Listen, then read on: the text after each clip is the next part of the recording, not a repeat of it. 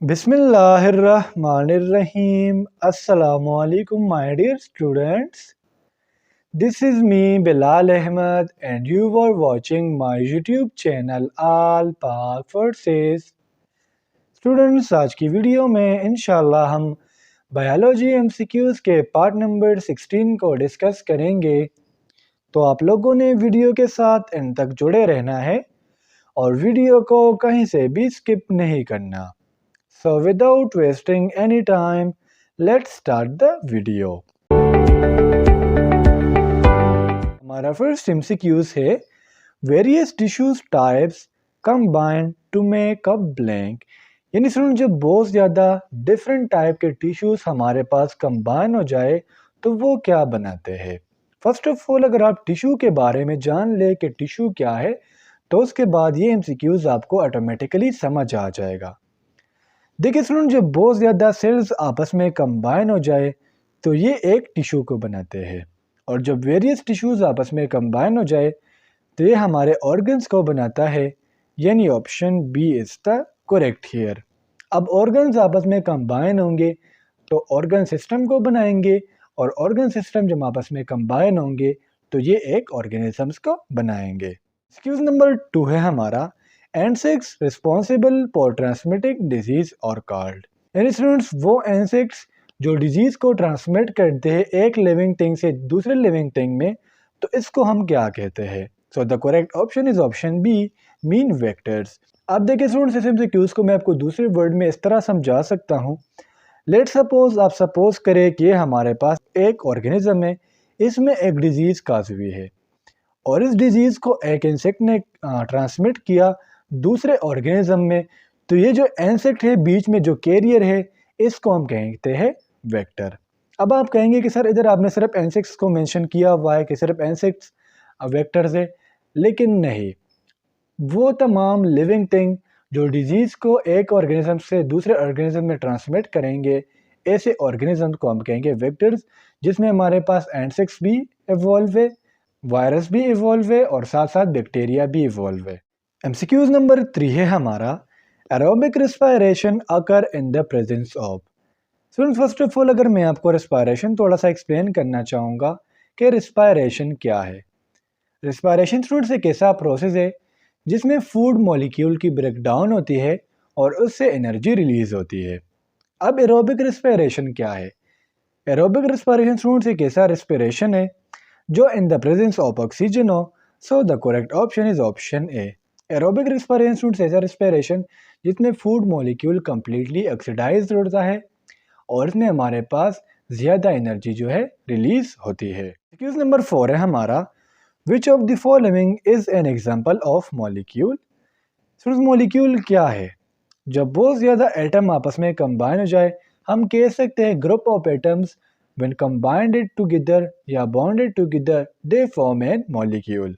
और जो हमें नीचे ऑप्शंस दी गई है इसमें हमारे पास मॉलिक्यूल की एग्जांपल है DNA, यानी option C is the correct here. DNA जो स्टूडेंट्स है हमारे पास डबल स्टैंडर्ड स्ट्रक्चर है जो हमारे सेल में पाया जाता है और ये एक हेरिडिटरी मटेरियल है जिसमें हमारे पास 4 टाइप्स ऑफ न्यूक्लियोटाइड्स होते हैं, adenine, guanine, cytosine and thymine.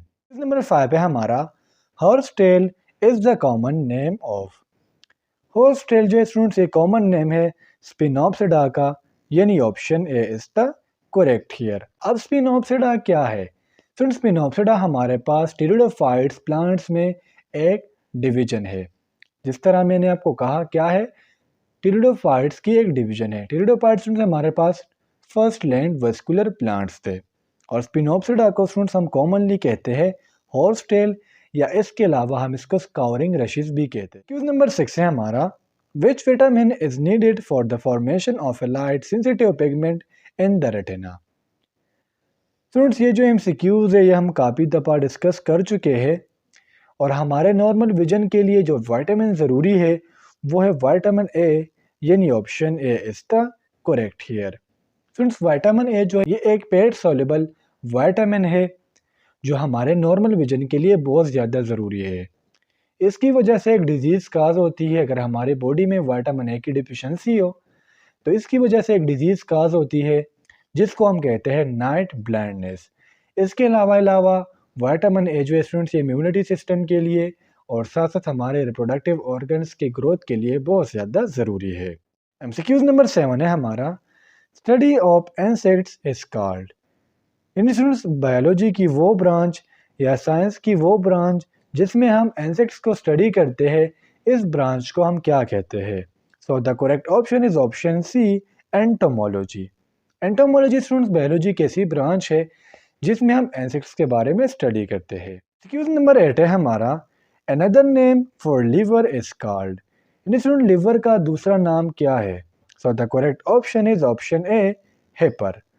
अब स्टूडेंट लिवर जो है इसको हम काफ़ी दफ़ा डिस्कस कर चुके हैं कि लीवर हमारे पास हमारी बॉडी में सबसे बड़ा इंटरनल ऑर्गन है जो मोर देन 1000 फंक्शन परफॉर्म कर रहा होता है, जिसकी वजह से हम कहते हैं कि हमारा जो मेटाबॉलिज्म है वो बिकॉज ऑफ लिवर है। एमसीक्यूज नंबर 9 है हमारा, disease which transferred from animal to human is.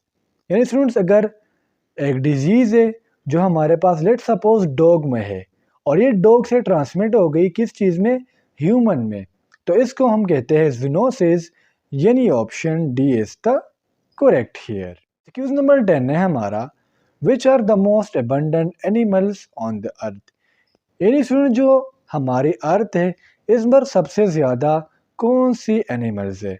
तो इसका जो करेक्ट ऑप्शन है वो है इंसेक्ट्स। यानी option B is the correct here. जिस तरह हम ऊपर एमसीक्यूज में डिस्कस कर चुके हैं कि इंसेक्ट स्टडी को हम क्या कहते हैं, इंसेक्ट्स की स्टडी को हम कहते हैं एंटोमोलॉजी। और स्टूडेंट्स कुछ रिसर्चेस के मुताबिक जो इंसेक्ट्स है इसके हमारे पास 1 मिलियन स्पीशीज़ है और कुछ बुक्स के मुताबिक कह रहे हैं कि 10 मिलियन स्पीशीज़ है। अगर हम सारे इंसेक्ट्स को जमा करें तो इसका जो वेट है वो 7 टाइम्स ग्रेटर है पूरे दुनिया में जो इंसान है। नंबर 11 है हमारा, production of sweet and sebum is related with. अब स्वीट क्या है और सिबम क्या है, फर्स्ट ऑफ ऑल हम इसको जान लेते हैं। फ्रेंड्स अगर मैं स्वीट की बात करूं जिसको हम पसीना कहते हैं, ये हमारे पास बेसिकली होता है वाटर जो कि स्वेट ग्लैंड प्रोड्यूस करते हैं। अब स्वीट में कुछ वाटर होता है और साथ साथ इसमें हमारे पास कुछ कुछ साल्ट होता है और इसको प्रोड्यूस करने वाले जो ग्लैंड है उसको हम कहते हैं स्वेट ग्लैंड। अगर आपने कभी गर्मी में महसूस किया हो, जब आप बहुत ज़्यादा हीट में एक्सपोज हो जाते हैं और फिर आप सडनली पंखे में आ जाते हैं तो आप जो है कूल महसूस करते हैं। This is because of evaporation of sweat.